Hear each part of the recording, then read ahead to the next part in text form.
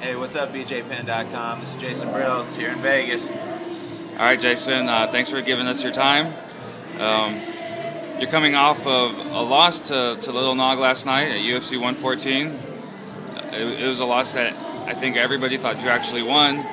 So give us your thoughts on the fight overall. You know what? I thought I went out and performed well. Left it to the judges. Anytime you leave it to the judges, anything can happen. Just pretty much like a fight. Anything can happen in a fight. Anything can happen to the judge, with the judges. So it is what it is. All right, but you did think you won the fight, right? Of course, every time I go out and fight, I think I won the fight. Do you think that there's anything you could have done differently in hindsight to maybe secure the win? You know what? I haven't even seen the fight yet, so I have no idea. They said, I rocked him in the second, but to tell you the truth, I don't even remember. Just all adrenaline, It huh? was just all adrenaline, yeah. Okay. Now, if you don't know, if you haven't checked out the headlines yet, you are the talk of the media right now. Your loss is overshadowing anyone else on the card because everybody was behind you in that they thought that you won. So how does that feel, I guess, with the whole media and the fans and everybody behind you saying that you got robbed? You know what? It's so cool just to have this fan base now. It's something I've never experienced, and I love it. I really do. It's one of the reasons I do this is for the fans, and and to have that support is unbelievable. Okay, great. So you're 100% healthy. You come out injury-free from this fight? Yep, couple bumps and bruises, probably a little sore throat. And I think you tried to crush my throat a couple times, but other than that, yeah, pretty healthy. Okay. Anything out there surprise you about him and his game? You know what? I was real surprised with his jiu-jitsu. I've been on top of guys before, and I've been swept before, but I was like, I was out of position, and he was just so fluid that while he was sweeping me a couple times, I was thinking, wow, this is unbelievable. How is he doing this? And and I'm thinking, oh, wait, hey, this isn't practice. I'm not going to be able to stop and say, hey, Little Nog, how'd you do that? Now, in our pre-fight interview, we had talked about. I had told you I thought you were a better matchup than Forrest Griffin. I had asked you if you had brought in any high-level jits guys to roll with, and you said you were maybe not as high level as him. And so, do you still stand by that? Was he pretty much one of the highest level grapplers that you've been on the mat with? He is one of the highest levels. I actually, Scott Morton, the guy I roll with, and Aaron Steele, both of those guys are. I don't want to disrespect him by saying comparable, but right.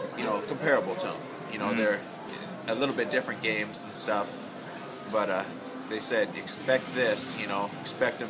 He's going to be a little bit longer than me, so he's going to be able to do a little bit different things. And his hips and his leg movement, pushing me over. It was pretty cool. All right. Now tell me about the third round a little bit. Was there any fatigue in the third round? I'm hearing that you might have been a little bit maybe tired in the third, but that could also be contributed to this. You took this fight on short notice. Yeah, I was tired in the third. And you know what? It surprised me. It goes to his warrior spirit.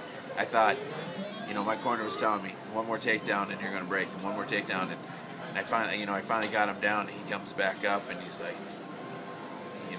he was like, I'm not out of this fight yet. And I was like, dang, this dude really wants to fight, Yeah. That's what made it was cool about that. It was like, he's not giving up, and that's a tribute to his warrior spirit. Right. Okay. Now, with most controversial losses, a lot of guys want rematches.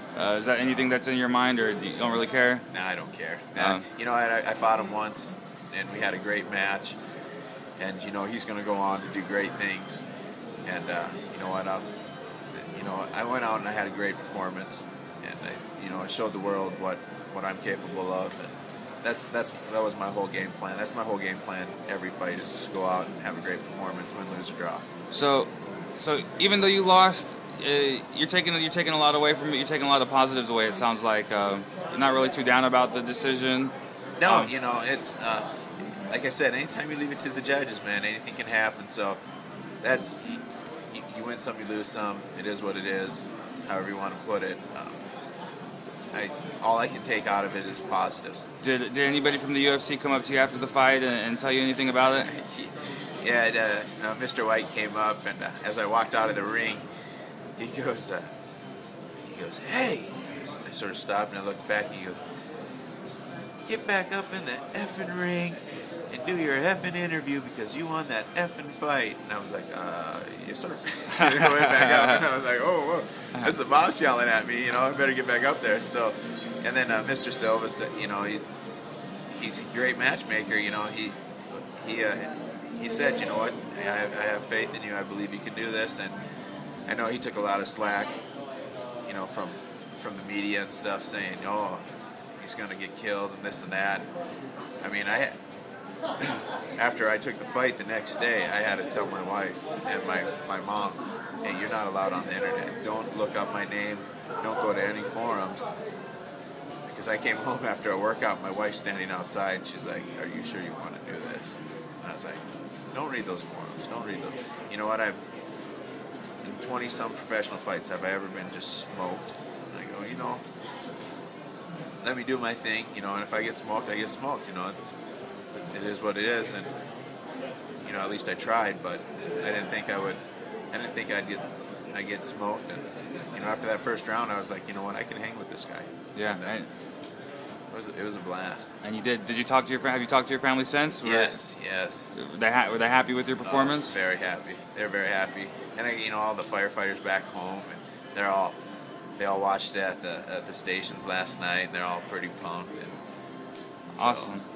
Yeah. Did Joe Silva or anybody talk about a return for you yet? Have they mentioned anything? Sometimes they do that right after the fight, sometimes not. You know what? If he's listening, I don't want to fight for a while. So,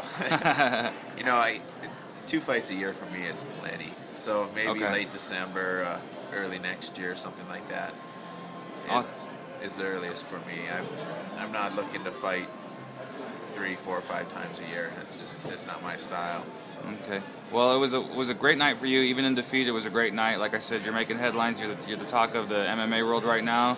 Everybody thought you won. So if you have any message for your fans or anything like that before I let you go ahead and shout out to them. And hey, you know what? Thanks for all the support. It was great meeting a lot of fans. It's great making a lot of new fans. And you know what? All I can control is what I bring to the to the ring or to the octagon. So every time I come, I'm going to come full tilt. So expect that. All right, awesome. Well, thank you for your time, Jason. Hey, thank you, BJFan.com.